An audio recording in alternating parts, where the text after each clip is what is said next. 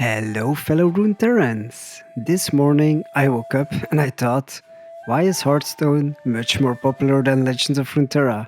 And to be honest, actually, I don't even have a clue if it's more popular. So in today's video, I want to analyze what Hearthstone does better or worse and vice versa. Keep in mind that I will probably be a bit more biased towards Legends of Runeterra because this is my main card game I always go back to, because I'm a big fan of the League universe and the lore of Runeterra. I played Hearthstone in the past and got burned out after a couple of years, so I am not fully aware of new content in Hearthstone. Well, that's not a reason to sit on my lazy ass, so I'm gonna compare them anyway. Before that, thank you for watching, and if you liked the video or this style of content, a quick like and subscribe would help this channel's future growth, so I can do more silly, totally not biased comparisons. Anyway, let the battle of card games begin. I will compare both games in different categories. The first category is gameplay and mechanics. There are 5 major differences we can see in gameplay and mechanics of both games. The first one starts with building your deck. Building a deck in Legends of Runeterra is based on regions. In Hearthstone, your deck is based around your character class you use. In Legends of Runeterra, you can build a deck around champion cards, which can be found in the regions. You can combine a maximum of 2 regions. For example, the Freljord and the Shadow Isles is heavily based on long-term plays or to control the board, so mixing and matching is always fun. In Hearthstone, you decide your class, but you have much more options in terms of card use, so you can actually use every card in the game. Second major gameplay difference is the pace of the game. In Hearthstone, players attack and play cards during the set turn, but in Runeterra, turns are divided into attacking and defensive roles for both players. You have more freedom to put a fast spell in between an attack that can influence the outcome of the game immensely. In that way, Legends of Runeterra feels more like a strategy and quick decision making on the go, which results in more reactive gameplay. Hearthstone to me feels much less dynamic and interactive, but you can put more emphasis on your build. Basically, you play your cards, attack or defend, and that's it. Also, the use of mana is a little bit different. Both games give you 1 mana gem per round, while in Legends of Runeterra you can save up to 3 mana, and then the next round, those mana gems, they go automatically in your spell mana. Keep in mind, this mana can only be used on spells though. Attacking in Runeterra takes strategy and planning. In Hearthstone, only certain cards can block damage from being dealt to your hero. But in Runeterra, any unit card can block incoming damage. During the defensive phase, players can select which cards they want to place to block from being dealt to their nexus, which is comparable to a hero's health in Hearthstone. Spells in Runeterra work a lot like they do in other card games like Hearthstone, but one major difference: every spell has a speed attribute that determines when that spell can be played and whether an opponent can respond before it goes into effect. Well, those were the biggest differences in gameplay and mechanics of the game, so let's hop into the next category: art style and flavor. I'm just gonna cut the crap and say it immediately. I always loved the art direction of Hearthstone. It's just gorgeous in my opinion. It's over the top, cartoony, funky, goofy and cozy. For art direction, I give Hearthstone a big win. Oh, I have to mention that Legends of Runeterra has far better animations. In that regard, Hearthstone looks like a game for 6 years old, while Runeterra is more catered towards a more mature player base. That's how I feel about it. The art style of Runeterra is more painted, also cartoony, but not over the top. It's not goofy and, in my opinion, less memorable than the art of Hearthstone. While both games have superior art teams, I prefer Hearthstone. But again, that's of course my opinion. Next up, we look into monetization. And oh boy, expect a rant here. In case you didn't know, Legends of Runeterra takes a clear victory here. In Legends of Runeterra, you can get all your cards just by playing the game.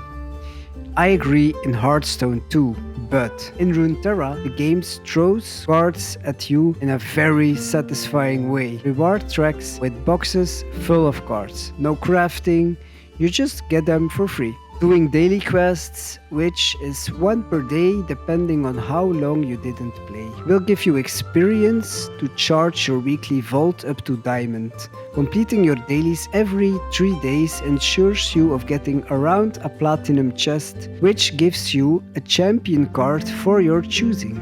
In Hearthstone, well, in Hearthstone you have an insane grind to even get the chance to get a legendary card, or you grind even longer just to craft one yourself. From the outside, it doesn't look like very bad monetization at all. But if I have to grind every day non-stop to create one or even two decks that are actually viable in the meta to then actually play the game in a competitive way, which a lot of card games are totally based upon. This is not free to play to me. This is giving players the illusion of free to play. Maybe you don't spend tons of money, but you spend an even more valuable resource.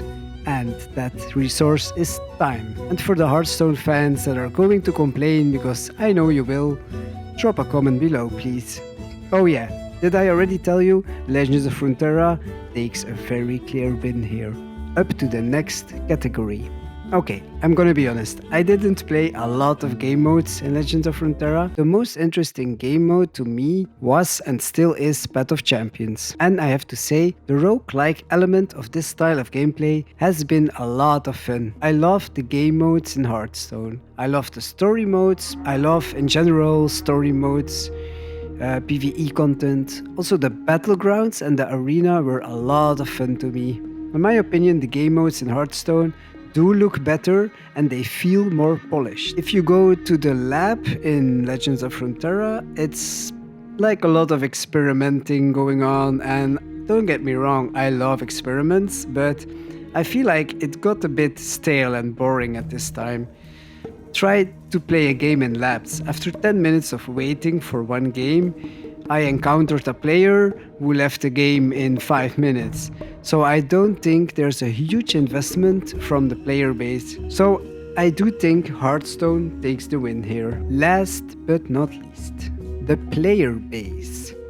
So let's dive into how much players actually play the game. I did some research and found out that Riot is straight up lying to us, because there is no other source of finding out how many active players Legends of Runeterra has. Riot decided to give a rough estimate. Guess what that rough estimate is? It's 180 million active players in the year of 2021. I'm going to repeat that. 180 million players. While Blizzard's gigantic card game has only between 160k and 260k. I'm gonna repeat that.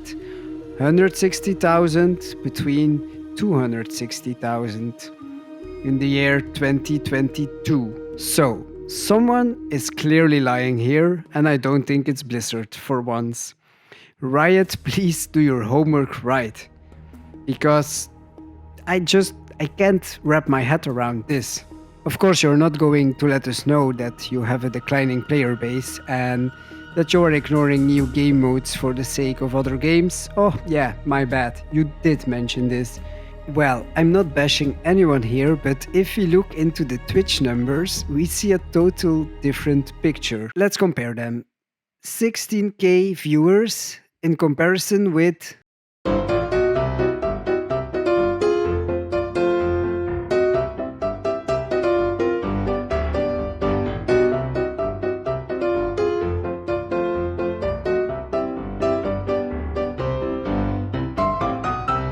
wait, what the hell?